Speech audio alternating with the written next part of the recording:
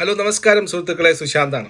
Indian വിപണി വളരെ പ്രതീക്ഷയിലാണ്. ഇന്ത്യൻ മാർക്കറ്റ് അപ്സൈഡിൽ തന്നെയാണ് ട്രേഡിംഗ് നടന്നുകൊണ്ടിരിക്കുന്നത്. 59 പോയിന്റ് നേരത്തോടു കൂടിയാണ് നിഫ്റ്റി വ്യാപാരം ആരംഭിച്ചിരിക്കുന്നത്. ബാങ്ക് നിഫ്റ്റി അല്ലെങ്കിൽ ബാങ്കുകൾ പ്രതീക്ഷയിലാണ്. പ്രധാനപ്പെട്ട ബാങ്കിങ് സ്റ്റോക്കുകളൊക്കെ തന്നെ മുന്നോട്ട് പോയിക്കൊണ്ടിരിക്കുകയാണ്.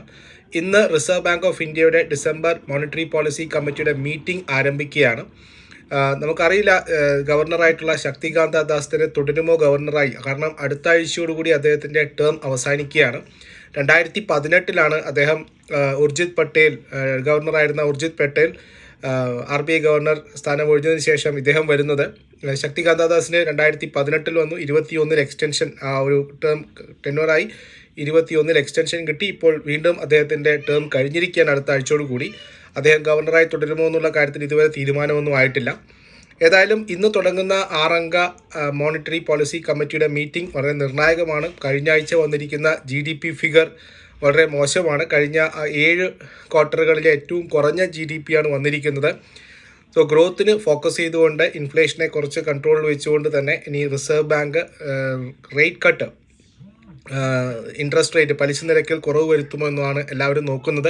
പലിശ നിരക്കിൽ കുറവ് വരുത്താൻ സാധ്യതയുണ്ടെന്നുള്ള നിഗമനത്തിലാണ് നമ്മുടെ വിപണികളൊക്കെ തന്നെ മുന്നോട്ട് നീങ്ങിക്കൊണ്ടിരിക്കുന്നത്. 6 അംഗ കമ്മിറ്റിയാണ് ഇതിലുള്ളത്. ഇതിൽ 6 ആൾക്കാർക്കും ഓരോ വോട്ടാണുള്ളത്.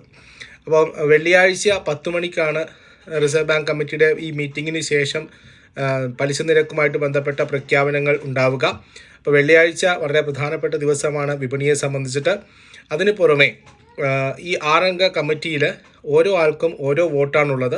അവരോരോ പേരും വോട്ട് ചെയ്ത് ഇൻട്രസ്റ്റ് റേറ്റ് കുറക്കണോ കൂട്ടണോ എന്നുള്ള കാര്യത്തിൽ തീരുമാനം വന്നേക്കാം. അപ്പോൾ വോട്ട് 3-3 വരികയാണെങ്കിൽ ഗവർണർക്ക് ഒരു കാസ്റ്റ് വോട്ടിംഗ്, അതായത് സെക്കൻഡ് വോട്ട് ചെയ്യാനുള്ള അധികാരം ഉണ്ടാവും.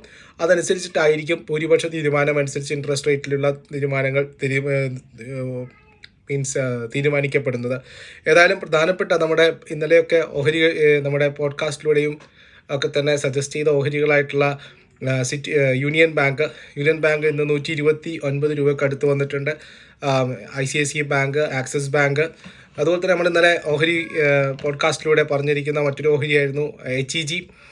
ഒക്കെ തന്നെ മുന്നേറ്റം വന്നിട്ടുണ്ട്. ചൈനയിൽ നിന്നുള്ള എക്സ്പോർട്ടുമായിട്ട് ബന്ധപ്പെട്ട ബാൻ US-ലേക്കുള്ളത് HEG, ഗ്രാഫൈറ്റ് ഇന്ത്യ, ഈ ഓഹരികളിലും മുന്നേറ്റം കണ്ടിട്ടുണ്ട്.